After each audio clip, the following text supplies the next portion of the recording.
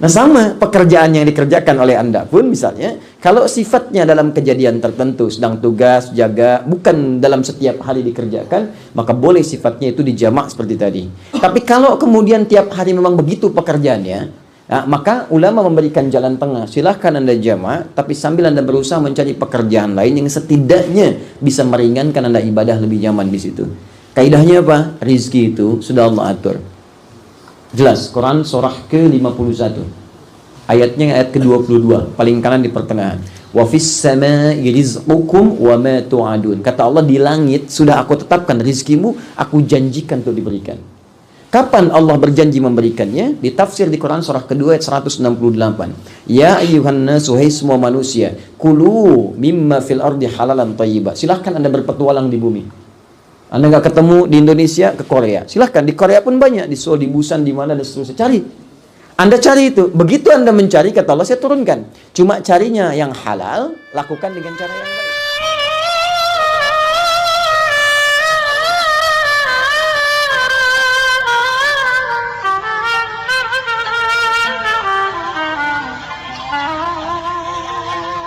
Bismillahirrahmanirrahim. Assalamualaikum warahmatullahi wabarakatuh. Alhamdulillah, wassalatu wassalamu ala rasulillah wa ala alihi wa sahbihi wa man wala wa ba'du. Fa ya ibadallah, usi nafsi wa iyyakum bi taqwallahi faqad faza al-muttaqun, fala tamutunna illa wa antum muslimun. Faqala ta'ala, ya ayyuhalladzina amanu taqullaha haqqa tuqatih wa la tamutunna illa wa antum muslimun. Silakan. Bagaimana hukumnya menjamak salat ketika kita bekerja di Korea ini? Kadang bos kita tidak memberi waktu untuk salat, terkadang juga kita nunggu masjid itu tidak bisa ditinggal, dan kita kadang pulang jam 7, sedangkan waktu maghrib tidak ke bagian. Baik. Jamaah itu sifatnya ada dua. Jamaah karena alasan tertentu, jamaah yang memang karena ada kondisi, tapi memang sifatnya kadang urgen, kadang tidak. Yang pertama ini sudah umum diketahui, seperti kondisi safar, ya. Safar, saya mau berangkat misalnya di safar, itu ada dua kemudahan, bisa jamak, bisa qasar, bisa jamak qasar. Baik, jamak hanya menggabungkan saja tanpa mengurangi jumlahnya. Zuhur dengan zuhur ketemu 4 dengan 4, satukan, tarik ke depan, takdim, diakhirkan takhir, seperti saya terangkan tadi. Kalau disempurnakan 4 seluruhnya disebut kamil, jamak kamil. Kalau kita ingin kurangi dengan jarak tertentu menjadi qasar, ya, jaraknya berapa? 3 farsakh, dikonversi kurang lebih 82 km. Baik, dari situ ada yang kedua ilatnya masyaqqah. Masyaqqah itu kadar kesulitannya. Jaraknya di bawah 82 kilo tapi sulitnya luar biasa. Saya dari Jakarta ke Semarang pakai pesawat, jaraknya jauh, cuman santainya luar biasa. Berangkat jam 12 sampai jam 1, berangkat jam 11 sampai jam 12. Saya dari Jakarta ke Lebak Bulus pakai beca. Ya, beca mau di kayu capek, di jalan macet dan sebagainya. Berangkat jam 11 sampai jam 3. Jarak dari Jakarta ke Lebak Bulus, maaf, di Bekasi ke Jakarta, dekat dibandingkan dengan Jakarta ke Semarang. Maka itu yang disebut masyaqqah namanya. Maka di situ boleh qasar. Dalil qasar di perjalanan Quran surah keempat An-Nisa di ayat 101, paling kiri sebelah bawah di mushaf, ya. Kemudian diteruskan, teman-teman sekalian, masuk jamak dengan qasar digabungkan. Nah, kondisi yang kedua adalah kondisi yang memang ilat safarnya tidak ada. Ilat safar tidak ada. Contohnya apa misalnya? Contoh, dokter, dia sedang, mohon maaf ya, sedang tindakan, istilah di kedokteran, tindakan, mau dilakukan dari zuhur. Diprediksi akan sampai ke maghrib tindakannya, 6 jam misalnya dia kerjakan itu. Ya kan nggak mungkin tiba-tiba, mohon maaf, begitu asar jantungnya sudah dilihat, perutnya dibuka, udah kelihatan, Allahu Akbar, adzan berkumandang. Sebentar ya, salat dulu. Tunggu sabar gitu, ya, pulang meninggal itu kan. Baik, jadi yang seperti itu kondisi darurat pada saat itu boleh dijamak. Ya, apa ilatnya, apa dalilnya? Sebab yang membolehkan itu, Nabi pernah di masa Nabi SAW tidak ada safar. Kondisi pertama hujan lebat. Karena hujan itu ahli masjid, hujannya lebat, dahsyat, kesulitan karena masjidnya nggak seperti kita sekarang. Jadi kalau hujan bocor ya bocor, kalau panas ya kepanasan. Karena atasnya itu daun-daun kurma, ya tiangnya pelepah kurma. Kalau hujan pasti bocor. Di hadis Muslim di bab i'tikaf, Nabi ketika datang dilihatkan tanda-tanda malam Al-Qadar, Lailatul Qadar, itu bangun beliau melihat di mimpinya ketika beliau salam di keningnya itu ada lumpur, ya, tanah yang sudah kena air. Baik, besoknya diceritakan oleh Nabi, saya ini bermimpi ada malam Al-Qadar begini, tapi nggak dikasih tahu waktunya kapan. Tapi saya lihat kemudian di keningnya ada lumpur. Besok paginya ketika sholat subuh, beliau salam-salam di keningnya terlihat lumpur. Kenapa kelihatan ada lumpur? Karena memang malamnya hujan rintik kecil. Anda bayangkan, hujan kecil-kecil ya, sahabat udah pada ke masjid. Antum masjid Bilal, masjid bagus begini nggak ke masjid, ya? Maka kurang apa lagi Allah berikan sempurnaan kepada kita. Poinnya kembali ke yang tadi, karena hujan luar biasa itu, maka Nabi nggak safar. Cuma di situ kemudian dijama oleh beliau. Sahabat ikut menjama.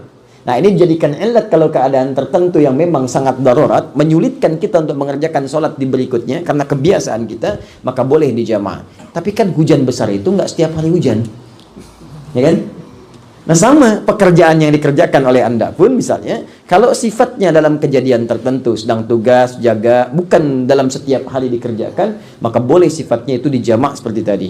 Tapi kalau kemudian tiap hari memang begitu pekerjaannya, nah, maka ulama memberikan jalan tengah. Silahkan Anda jamak, tapi sambil Anda berusaha mencari pekerjaan lain yang setidaknya bisa meringankan Anda ibadah lebih nyaman di situ.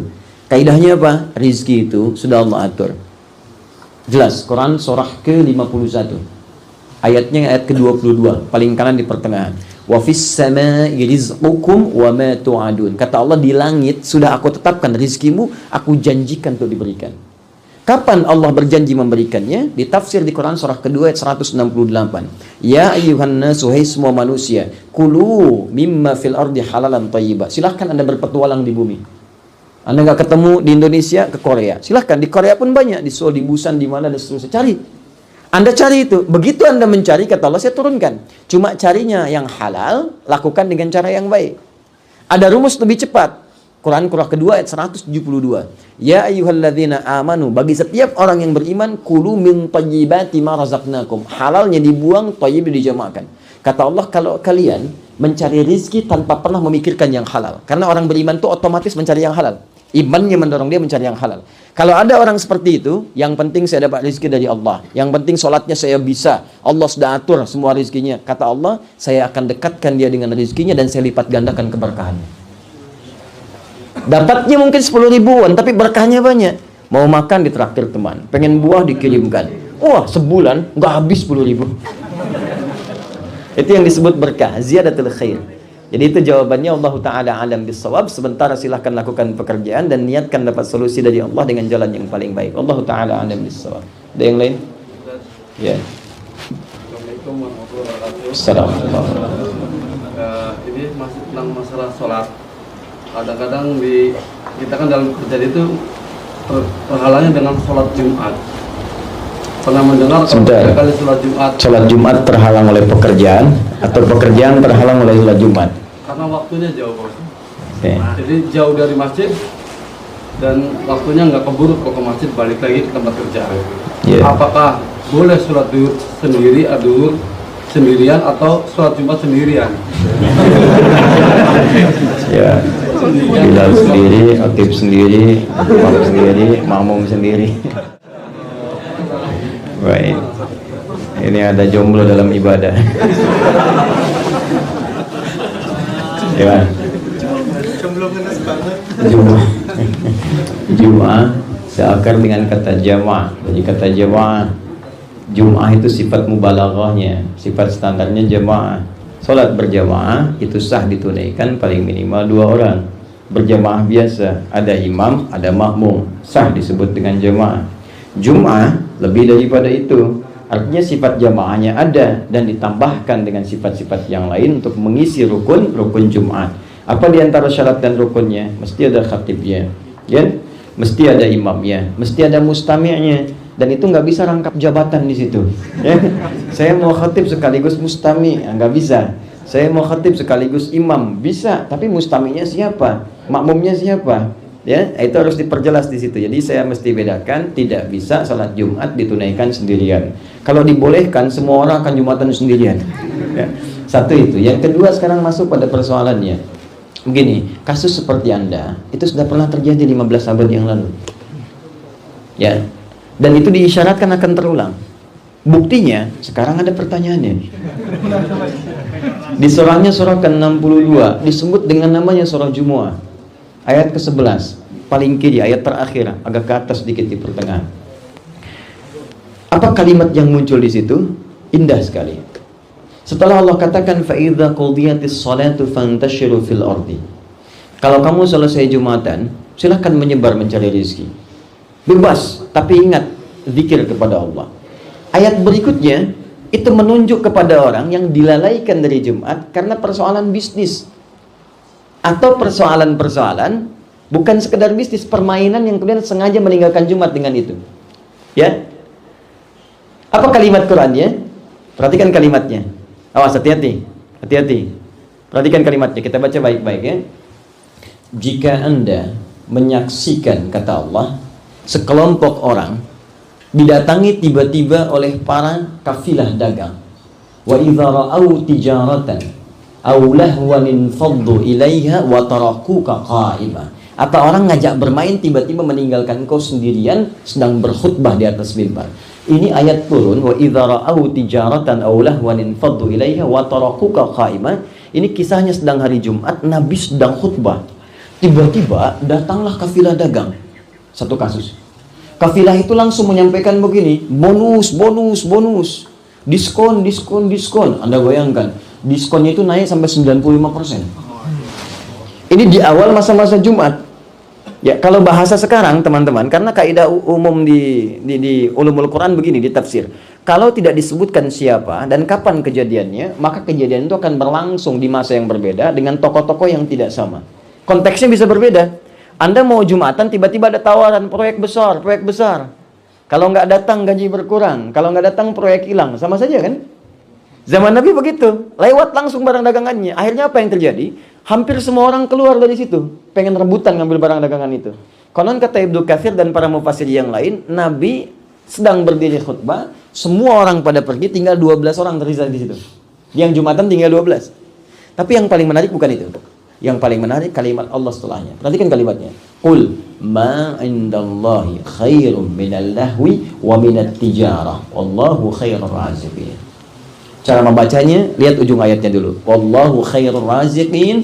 Allah punya sifat disebut Razzaq. Aku yang paling baik dalam mengatur rezeki. Sekarang saya tanya pada Anda, yang punya rezeki siapa? Allah. Yang punya rezeki Allah. Anda jauh dari Allah. Sekarang pengen minta rezeki kepada Allah. Kira-kira dikasih nggak? Nah. Anda ingin rezeki dari Allah, tapi meninggalkan kemudian perintah Allah. Datang nggak? Mungkin datang, tapi keberkahannya tidak melekat di situ. Ketika keberkahan tidak datang melekat, maka biasanya turunannya muncul hadis qudsi. Apa hadis qudsinya? Kata Nabi, ibadi. Hadis qudsi. Khalaqtuka lil ibadati fala tal'ab. Wa qasamtu laka rizqaka fala tat'am. Hambaku, aku ciptakan kau untuk mengabdi ibadah kepadaku. Jangan banyak mainnya. Aku telah bagi rizki sesuai dengan peruntukanmu. Gak usah lelah. Aku berjanji, kalau engkau beraktivitas di dunia dan menjaga hak-hakku untuk beribadah kepadaku, aku mudahkan rizki datang kepadamu semudah-mudah engkau bisa menikmatinya. Tapi jika engkau meninggalkanku dan beralih kemudian untuk mengejar duniamu, maka aku akan buat lelah engkau untuk mengejar duniamu dan engkau tidak akan mendapatkan sebesar apapun rezeki kecuali senilai dengan apa yang telah aku tetapkan untukmu. Maka dari sini saran saya, ada baiknya kemudian antum cari pekerjaan yang sekiranya bisa memaksimalkan Jumat dengan baik. Sambil bisa mendapatkan ini, yang ini jangan berhenti dulu. Kaidah fikihnya jadikan jembatan. Teruskan pekerjaan ini dulu sambil mencari kira-kira pekerjaan apa yang bisa dimaksimalkan supaya tidak bisa meninggalkan Jumat. Mumpung ada kesempatan untuk hidup. Karena kalau sudah wafat, maka tidak akan dilihat apa latar belakang kita. Semua akan membawa amalan yang disiapkan menuju Allah Subhanahu wa taala. Tunjukkan pada saya siapa yang di antara kita yang tidak akan wafat. Tidak ada. Dan kita tidak bisa memilih. Mungkin esok lusa atau malam ini kita pulang. Karena itu isi dengan taubat, minta petunjuk kepada Allah. Katakan, ya Allah, aku hambamu dan kau yang mengatur rezeki. Aku memohon kepadamu, kirimkan rezeki kepadaku yang tidak meninggalkan aku untuk berkhalwat denganmu. Demi Allah saya katakan, Allah akan mudahkan setelah itu untuk apa yang bisa kita butuhkan. Allah Ta'ala a'lam bishawab. Sekian saja, mudah-mudahan bermanfaat. InsyaAllah besok saya di Masjid Al-Barakah dan siang ya.